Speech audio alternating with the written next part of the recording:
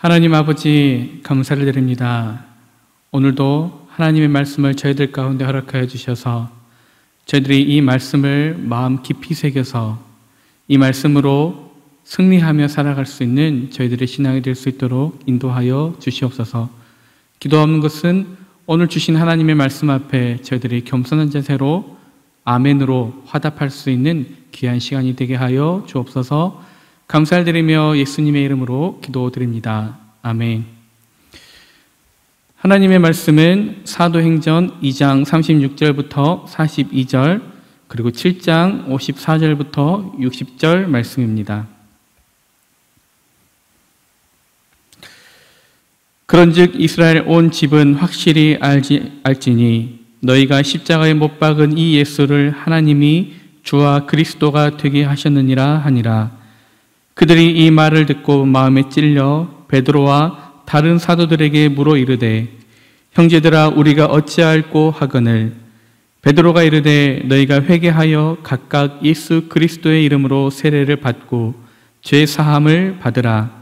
그리하면 성령의 선물을 받으리니 이 약속은 너희와 너희 자녀와 모든 먼 데 사람 곧 주 우리 하나님이 얼마든지 부르시는 자들에게 하신 것이라 하고 또 여러 말로 확증하며 권하여 이르되 너희가 이 패역한 세대에서 구원을 받으라 하니 그 말을 받은 사람들은 세례를 받음에 이날의 신도의 수가 3,000이나 더하더라. 그들이 사도의 가르침을 받아 서로 교제하고 떡을 떼며 오로지 기도하기를 힘쓰니라. 7장 54절부터 60절 말씀입니다. 그들이 이 말을 듣고 마음에 찔려 그를 향하여 이를 갈거늘.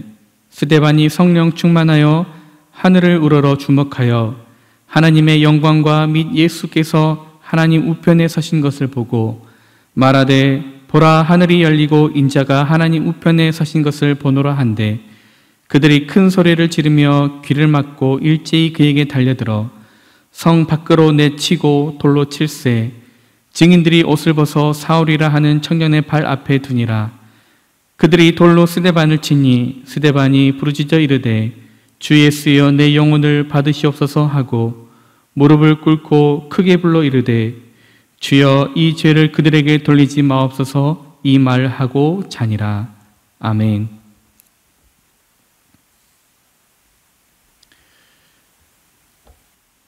예수 그리스도를 믿는 신앙인들이라면 모두가 똑같이 원하고 바라는 것이 있습니다. 바로 성령의 충만함을 입는 것입니다. 왜냐하면 성령의 충만함을 받아야 이 땅의 많은 유혹과 영적 싸움 가운데서 우리가 승리하며 살아갈 수 있기 때문입니다. 그래서 신앙인이라면 모두가 성령의 충만함을 받기를 원합니다. 성경에 보면 성령의 충만함을 받은 사람들이 많이 나오지만 오늘은 그 중에 두 분을 소개하고자 합니다. 한 분은 예수님의 제자 베드로이고 다른 한 분은 스데반입니다. 이 두 분은 모두 다 성령의 충만함을 받으신 분들입니다.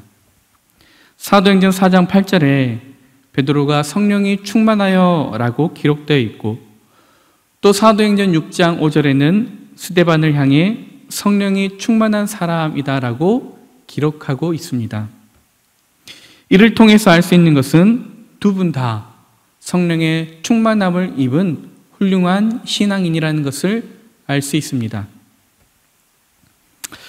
그런데 오늘 본문을 보면 조금 이상한 점이 하나 있습니다. 사도행전 2장에서 성령이 충만했던 베드로가 설교했을 때에는 3,000명이 회개하고 예수님을 믿는 일이 일어났습니다. 그런데 사도행전 7장에서 성령이 충만했던 스데반이 설교했을 때는 사람들이 회개하고 예수님을 믿는 게 아니라 오히려 스데반을 돌로 쳐서 죽이는 무서운 사건이 일어났습니다. 확실한 것은 두 분 다 분명히 성령의 충만함을 입고 말씀을 전했습니다. 그런데 똑같이 성령의 충만함을 받은 상태에서 말씀을 전했는데 한 사람은 수천 명을 회개시켰고 다른 한 사람은 돌에 맞아 죽었습니다. 도대체 어떻게 된 것일까요? 베드로의 신앙이 스데반의 신앙보다 더 컸을까요? 아니면 베드로의 설교가 스데반의 설교보다 더 은혜로웠을까요? 그런 이유는 아닌 것 같습니다. 조금 후에 자세히 말씀드리겠지만은 똑같이 성령의 충만함을 받은 상태에서 말씀을 전했음에도 불구하고 다른 결과가 나타난 이유는 하나님의 말씀은 듣는 사람의 마음의 태도, 듣는 사람의 마음의 자세에 따라 그 결과가 달라지기 때문입니다. 즉, 하나님의 말씀을 대하는 우리의 태도가 중요하다는 사실입니다. 오늘 설교를 오해하지 않으셨으면 좋겠습니다.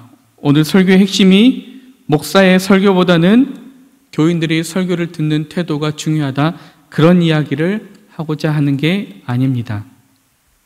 물론 하나님의 말씀을 전하는 사람도 중요합니다. 하나님의 말씀을 전하는 사람은 날마다 성령의 충만함을 입어야 하며 하나님의 말씀을 더하거나 빼는 것 없이 담대하게 전해야 합니다. 그것은 당연한 이야기입니다. 그러나 오늘은 그것에 대해서 말씀드리고자 하는 것이 아니라 오늘 말씀드리고자 하는 것의 핵심은 하나님의 말씀을 대하는 우리의 태도, 하나님의 말씀을 대하는 우리 자세, 그것이 얼마나 중요한 것인지를 말씀드리고자 함입니다. 왜 우리의 마음의 자세가 중요한가? 오늘 베드로와 이 스데반의 사건을 함께 살펴보면서 왜 말씀을 대하는 우리의 마음의 자세가 중요한지 한번 살펴보고자 합니다. 오늘 우리가 베드로의 이야기가 기록된 본문과 또 스데반의 이야기가 기록된 본문을 함께 조금 전에 읽어보았습니다. 두 본문 모두에 똑같이 기록된 말이 하나 있습니다. 무슨 말이냐 하면 그들이 마음에 찔림을 받았다라는 말입니다. 베드로가 전하는 하나님의 말씀을 들었던 사람들도 마음에 찔림을 받았고 스데반이 전했던 하나님의 말씀을 들었던 사람들도 똑같이 마음에 찔림을 받았다라고 두 본문 모두에 기록되어 있습니다. 똑같이 하나님의 말씀 앞에 마음에 찔림을 받았습니다. 그러나 그 이후의 반응은 서로 극과 극임을 보여주고 있습니다. 한쪽은 하나님의 말씀 앞에 찔림을 받자 자신의 삶을 회개하고 죄를 반성하고 죄 사함을 받는 세례를 받았습니다. 그리고 거기서 멈추지 않고 그들은 자신이 가진 모든 것을 서로 나눠주며 통용했습니다. 날마다 마음을 같이하여 성전에 모이기에 힘썼고 집에서 떡을 떼며 기쁨과 순전한 마음으로 음식을 먹고 하나님을 찬미하며 온 백성들에게 칭송을 받았다라고 그들의 모습을 성경은 그렇게 증언해 주고 있습니다. 즉 이들은 하나님의 말씀을 듣고 찔림을 받았을 때에 자신들의 신앙과 삶을 변화시켜 나갔음을 알 수 있습니다. 이들이 이렇게 놀랍도록 자신을 변화시켜 나갈 수 있었던 그 이유가 무엇이었을까요? 이들은 하나님의 말씀 앞에 겸손했습니다. 이들은 하나님의 말씀 앞에 순종했습니다. 이들은 하나님의 말씀 앞에 아멘 했습니다. 하나님의 말씀 앞에 자신들의 마음이 찔림을 받았을 때에 그것을 불쾌해하거나 그것을 분개하거나 핑계대지 않고 겸손히 하나님의 말씀 앞에 아멘으로 받아들이고 자신의 삶을 회개하며 변화시켜 나갔다는 사실입니다. 이것이 바로 베드로의 말씀을 들었던 사람들의 마음의 자세, 마음의 태도였습니다. 그러나 참 놀랍게도 똑같이 성령 충만한 사람의 말씀을 들었음에도 불구하고 또 똑같이 마음에 찔림을 받았음에도 불구하고 정반대의 모습을 보였던 사람들이 있습니다. 바로 스데반의 말씀을 들었던 사람들입니다. 이들은 똑같이 하나님의 말씀을 들었습니다. 그리고 똑같이 마음에 찔림을 받았습니다. 거기까지는 똑같았습니다. 그러나 이후에 그들의 태도는 참 흉악하기 그지없습니다. 사도행전 7장 54절을 보면 이들은 마음에 찔림을 받고 회개한 것이 아니라 오히려 이를 갈았다라고 말씀하고 있습니다. 그리고 거기서 멈추지 않고 스데반이 계속해서 하나님의 말씀을 전하자 이들은 자신들의 귀를 막고 일제히 스데반에게 달려가서 그를 성 밖으로 내쫓고 그를 돌로 쳐 죽였습니다.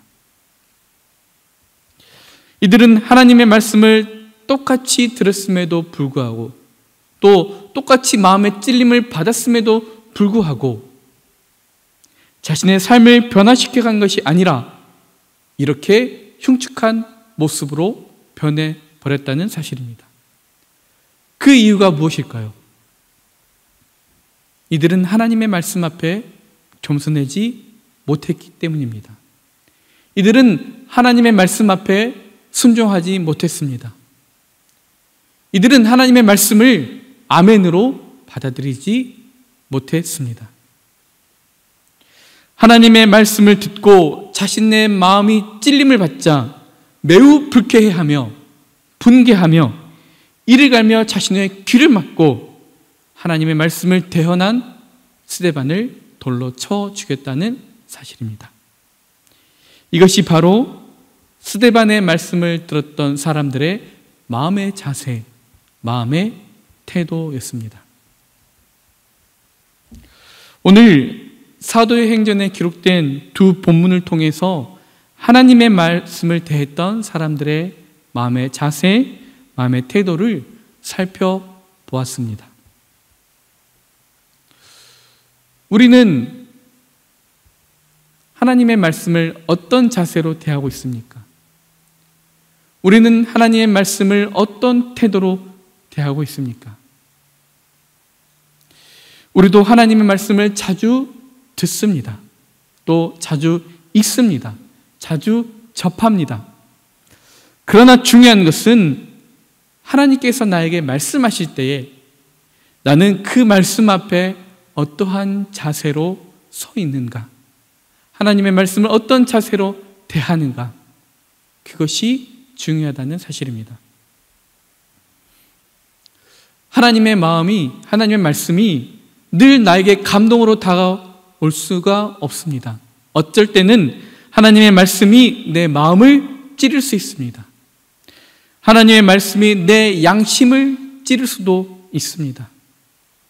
하나님의 말씀이 나의 마음을 불편하게 하고 나의 심기를 불쾌해하게 하고 하나님의 말씀 앞에 내 얼굴이 붉어질 수도 있습니다.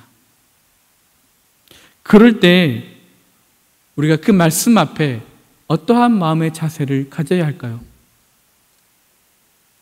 겸손한 마음으로 회개하여서 나의 삶과 신앙을 더 아름답고 고귀하게 변화시켜 가야 할까요?